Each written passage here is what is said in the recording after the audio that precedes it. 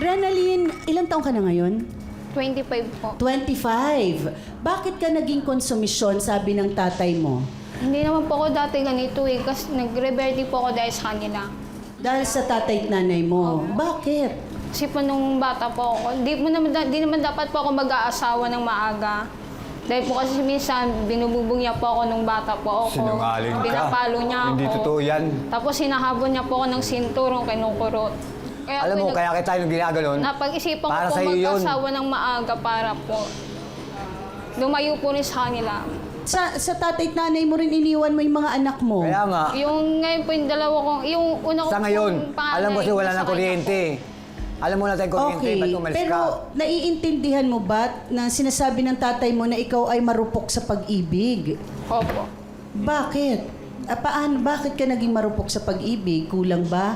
Anong dahilan mo, Renalyn? Kasi kung sinasabi ni tatay mo na hinahatid ka pa nung bata sa eskwelahan, mabilis ka yatang sumunod sa mga barkada mo, sa mga kaibigan, mas madali kang makinig. Opo, totoo naman po yun eh. 2 beses kang nagtangkang magpakamatay. Opo. Suicidal na ba ito? Pwede ng suicide. Yung biyanan niya, wala lang, parang pinabayaan siya. Yung biyanan ng lalaki. Kaya pumunta kami sa para sa NGI.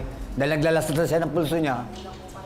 Doon ka ba tumira sa asawa mo? Opo, ngayon po doon po ako nakatira, pero wala na po kami ng asawa ko. Ang Wala. inaano ko lang po, yung sa mga anak ko, doon ko na lang po nilalaan yung oras ko, pati yung... Kasi alam mo kasi ko wala sa tayong kanila. kuryente. Kaya ka umiwalay sa amin. Hindi ko naman kayo pinapabaya sa pagkain. Ako na nga nagluluto, ako nag-aalaga ng bata, ako pa naglalaba. So ang nagdadabdamang tatay mo tuwing maayos ang buhay mo, ni na tatay mo nandoon ka, pero ngayong walang kuryente, umaalis ka. At 25 nagtatrabaho ka na ba, Renalyn? Sa ngayon po, may extra po ako na Yan, ma'am, labandera. mag-abroad yan. Hindi natuloy.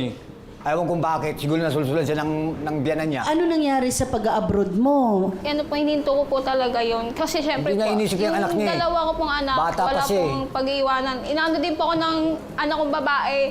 Ma, ba't mo kami iwanan? Wala na yung papa, wala na rin ikaw. Paano na lang kami? Sino ba mag-aalaga? Siyempre ako rin.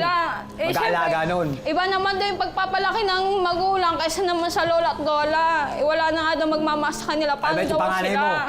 Yung panganay mo. Kaya ngayon, umi-extra ako ng labandera. Minsan nag-aalaga ako ng ibang bata para may pang-income kami. Para may panglamon kami sa Ay, ba't yung araw-araw. panganay mo? Diba kami nag-alaga? Wala ka naman. Hindi ka ba nakakaintindi nun? Ang akin lang dapat nagsama-sama tayo mas walang kuryente. Kami na nga bahala ng mama mo. Mama mo nag-awalis, nag-uutang para may panggatas na yung anak ng mga bata. Siguro ang pag-uusapan natin dito, yung paghahanap ng at pagkakataon na mabigyan ka ng trabaho. Opo. Dahil minsan masakit mawalay sa mga anak, pero hindi ba't mas masakit na makita mo yung mga anak mong nagugutom? Po, kaya nga po lahat ginagawa ko, sinasakripisyo ko po para sa mga anak ko. Yung isa mo. Katulad ng... Yung one time po, pumasok po ako ng beer house para lang po sa dalawa kong anak. Meron lang ako maibigay sa kanila. Yung pangangailangan nila, yung gusto nila. Yun lang po yung gusto. Nag-aral ka ba? Opo. Graduate ka? 43, ma'am. Tapos Kay yan. 11 lang Oo. po.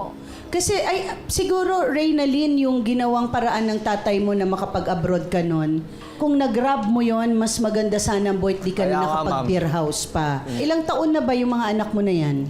Ano po, yung panganay ko po lalaki, 6. Yung isa po, 5. Yung isa po mag-aapat. Ano bang gusto mo mangyari, Tatay Richard? 3? Ang gusto ko sana mangyari, ma'am, dapat tinuloy niya yung pag-abroad niya. Sa kanya lang naman yan eh. Hindi mo kami habang nabubuhay kami, mga bata kami, tumatanda kami. Para sa inyo yan, pag nag-abroad ka, ano mo yung lalaki? Kung lulukuhin ka lang naman din ng lalaki. Kasi sa nga kanambiyanan mo. Oh, pero sa tingin ko medyo may ibang twist ng storya ha. Ayokong manghusga, pero sana pakinggan lang natin.